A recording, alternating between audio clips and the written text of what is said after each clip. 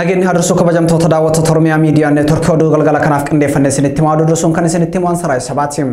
Oduu keenya jalqabaatiin xiinxallaa fi hayyuun siyaasaa obbo Jawaar Mohaammed marii hawaasa Oromoo biyya Neezerlaandii waliin taasise irratti gaafilee hawaasaa mana keessaa kaaniif deebii kenneetii jira. Rakkoo Itoophiyaatiif furmaannee qawwee lafa kaanii mari'achuu qofa akka ta'es eereetii jira. Gabaasa guutuun isaatti aanee dhiyaata. Sababa lola kaabaa kibba bahaa dhiyaatti godhamaa jiruuti. Kumaatamaan dhumee jira, dhumaas jira. Kumaatamaan hidhamee dararamaa jira. Xiinxallaa fi hayyuun siyaasaa obbo Jawaar Mohaammed marii hawaasa Oromoo biyya Neezerlaandii waliin taasisan irratti gaafilee hawaasaa mana keessaa kaaniif deebii kenneetii jira. Imala galatoomaa maqaa jedhu kan moggaafame jilli marii biyyoota Awurooppaa fi Ameerikaa keessatti qondaalota koongirensii federaalistii Oromootiin adeemsifamaa jiru kun hirmaattota danuu hirmaachisuun bakka adda addaatti gaafii fi marii hawaasaa keessummeessaatii jira. Mata duree waraana waliinii fi nagaa waarawaa waloo jedhuun ibsa taasisaa kan jiru obbo Jawaar Mohaammed gaafilee hawaasaa diiyaaspooraa irraa isaaf dhiyaataniif deebii kennuun yaadota wal falmisiisoo hedduu irratti ka'an kan jiran dhimmoota murteessoofis ibsa bal'aa taasisee jira.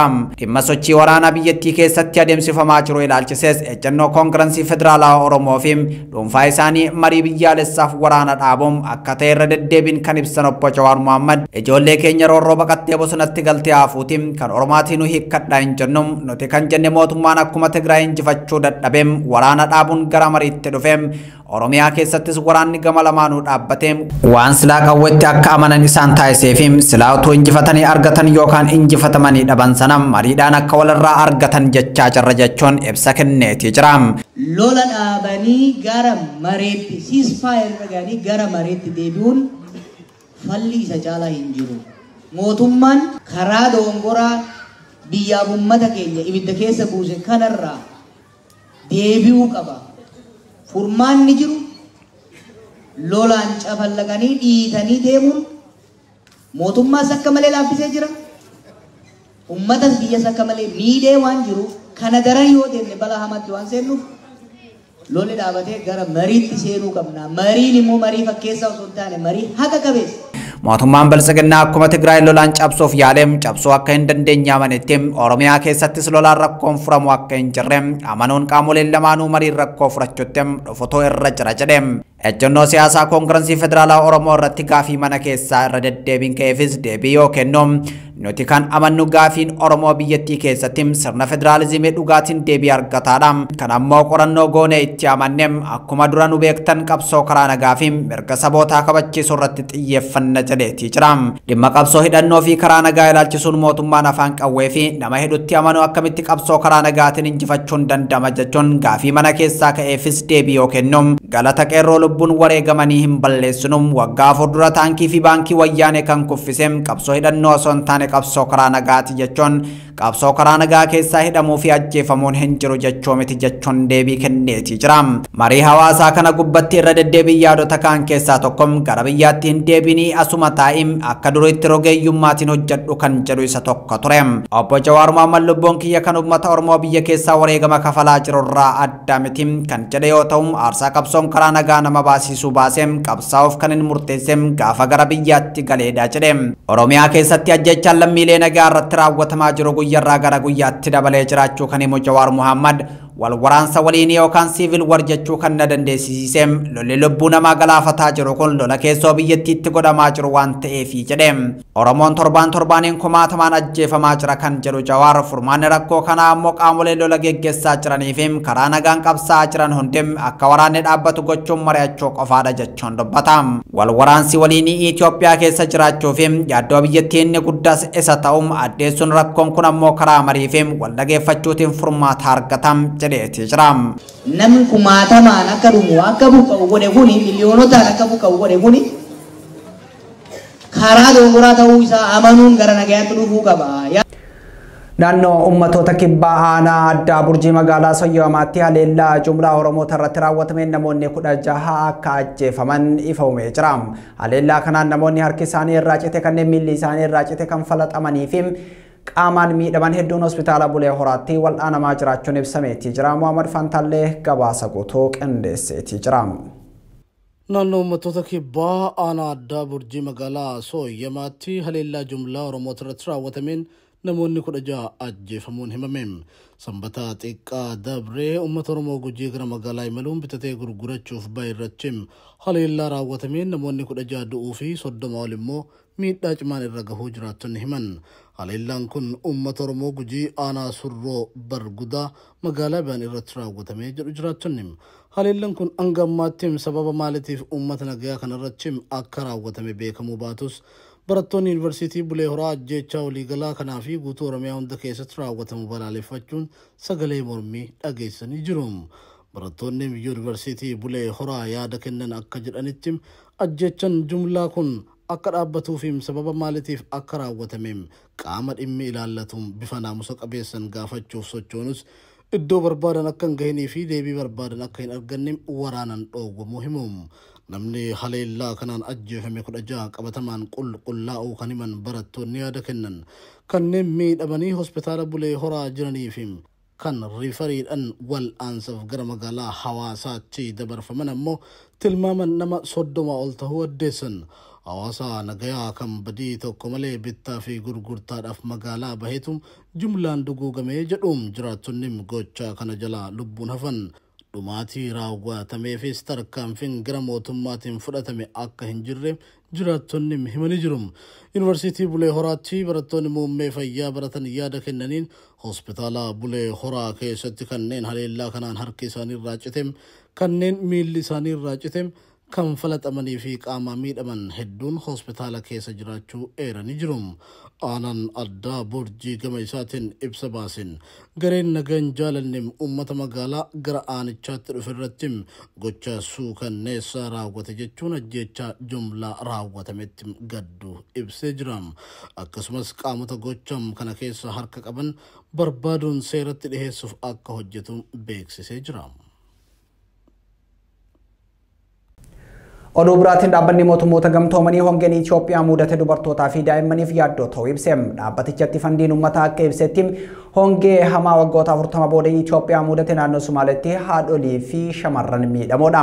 Sababa hongeetiin erga midhaan badee fi beeyladoonni dhumanii booda namoonni 286 qe'ee isaanii irraa kan buqqaan yoo ta'u manneen barnootaa 1100 ta'an gartokkee fi guutummaan cufamanii jiru jechuun dhaabbatichi ibseetii jira. Dhaabbata mootummoota gamtoomaniitti fandiin uummataa bara 2022 Itoophiyaa keessatti naannolee hongeen miidhaman 8 keessatti sirna fayyaa cimsuu dandeettii tajaajila haadholii fi wal hormaataa deebisanii utubuuf doolaara miiliyoona 24 dhiyaatu gaafateetii jira. Itoophiyaa keessatti namoonni miiliyoona 7 dhiyaatan sababa hongeen deeggarsa namoomaa ariifachiisaa akka barbaadan dhaabbata mootummoota gamtoomaniitti waajjirri qindeessaa deeggarsa namoomaa OCHA'n gabaasaa tureetii jira. Oromiyaa fi Sumaalee qofa keessatti beeyladoonni miiliyoonaan lakkaa'aman sababa hongeetiin kan dhuman yommuu ta'u uummanni 100,000 lakkaa'amu qe'ee fi qabeenya isaarraa buqqa'uu ragaan dhaabbata mootummoota gamtoomanii ni mul'isa. Mootummaan Biltsiginnaa kan Abiyyi Ahmed Aliitiin durfamu Itoophiyaa keessatti waraana dhaabuu fi adeemsi nagaa buusuu walxaxaadha jedhe. Pirees sekereetariin waajjira ministeera muummee Billeenaa Siyyum wiixata kaleessa ibsa gaazexeessitootaaf kenniteen waraanni Itoophiyaa keessatti deemaa jiru karaa nagaan xumuruudhaaf adeemsi gamtaa Afrikaa jalatti taasifamaa jiru abdii gaariidha jechuun ibsite. Haa ta'u malee kan jette adda Billeenaa Siyyum adeemsi nagaa kun walxaxaa fi dheeraadha. Adeemsi nagaa kamiyyuu yeroo fudhata salphaa miti jette. Waraana ji'oota 19 fi Itoophiyaa keessatti adeemsifamee fala barbaadu gamtaa Afrikaa jaarsaa araaraa Olusegun Obasanjo Ameerikaan ammoo ergamtoota sadii bakka wal jijjiiruun Itoophiyaatti deddeebisaati jirti. Jaarsi gamtaa Afrikaatiin muudame lolee Itoophiyaa karaa nagaatiin xumuruuf ergame Olusegun Obasanjo torban dabre keessa Finfinnee fi Maqaleetti aangawoota gama lameenii waliin mari'ataniiti jiru. Marii isaanii booda yaada BBC'f kennaniin adeemsi araaraa harkifatus kan ji'oota 6 dura irraa wayyaa qaba jechuun dubbataniiti jiru. Ameerikaan ammoo ergama addaa gaanfa Afrikaa David Satterfield bakka kaasuun hamar bakka buusteetii jirti. Mariin araaraa Maqalee fi Finfinnee jidduutti taasifamaa jiru kun waraana bilisummaa Oromoo kan qabsoo hidhannootiin mootummaa Itoophiyaa wajjin wal waraanaa jiru hammataa hin jiru komiin jedhu bal'inaan dhagahamaati jira. Komiin kun bal'inaan dhagahamus ergamaa gamtaa Afrikaas ta'e kan Ameerikaa irraa komii kanaa irratti wanti jedhamee hangamaatti hin jiru. Xiinxaltoonni siyaasaa araarri Itoophiyaa keessatti adeemsifamu qaamota siyaasaa hundaa yoo hin hirmaachisin bu'a qabeessa ta'uu hin danda'u jechuun xiinxalloo irratti argamu. Baankiin biyyaalessaa Itoophiyaa daldallee kiriptookaaransii kan akka biitkooyin biyyattii keessatti beekamtii waan hin qabneef hojiirra ooluu hin qabu jechuun beeksise. Ibsi baankii biyyaalessaa Itoophiyaa kun karaa miidiyaalee biyya keessaan kan darbe yoo ta'u akeekkachiisa isaa kanaan kiriptookaaransii fayyadamuun daldala geggeessuun seeraan alaa waan ta'eef hawaasni gocha akkasirraa of haa eegu jedha. Yeroo ammaa Itoophiyaa keessatti namoonni daldala kiriptookaaransii akka biitkooyin fayyadamuun oomishaalee daldalaa akkasumas tajaajilaaf itti fayyadamaa jiraachuus baankiin daldala Itoophiyaa eereetii jira. Kiriptookaaransii jechuun mallaqa karaa dijitaalaan daddarbu kan qaqqabatamuu hin dandeenye jechuudha jechuun ibseetii jira.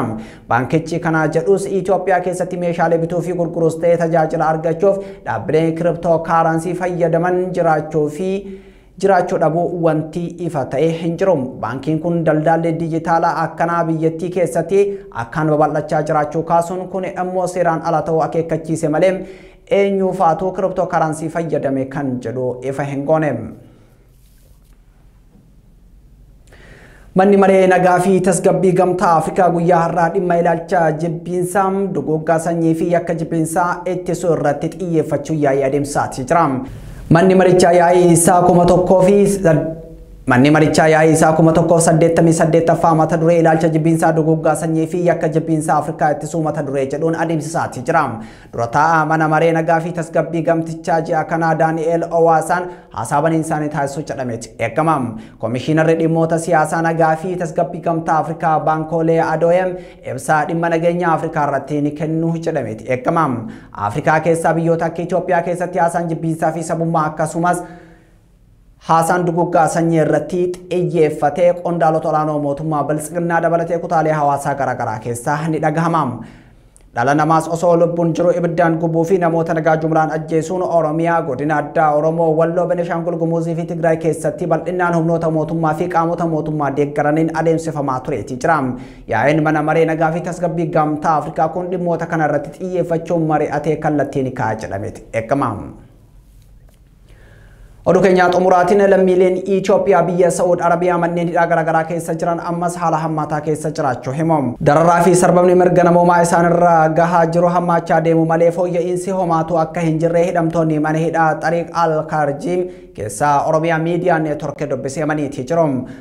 Afataa fi uffata malee dhakaa simmintoo qullaarra peestaala ofitti maratanii jiraachaa akka jiran kan himan lammiileen kunneen kanarraan hanqina nyaataa fi dhugaatii dabalatee kutaa tokko keessatti walitti baay'achuurraa kan ka'e dhibee garaagaraaf saaxilamuu dubbatu. Embaasiin Itoophiyaa lammiilee manneen hidhaa keessatti rakkachaa jiran kana mallaqa ofii isaaniitii kafalanii akka galan gaafataa jiraachuu himanii mallaqa gaafataman kafalanii galuu waan hin dandeenyeef rakkachaa jirra jechuun himu lammiileen kunneen. Mootummaan saffisaan gara biyyaa akka isaan galchuuf namoonni dandeettii fi dhageettii qaban akkasumas qaamonni dhimmi ilaaluu hunduu dhiibbaa akka godhan gaafachuurratti argamu. Tolee kabajamtoota daawwattoota Oromiyaa Miidiyaa Neetwork oduun har'aaf qabanne kana fakkaatan sirraa sabaa ture qophiileen Oromiyaa Miidiyaa Neetwork itti fufu turtii gaarii.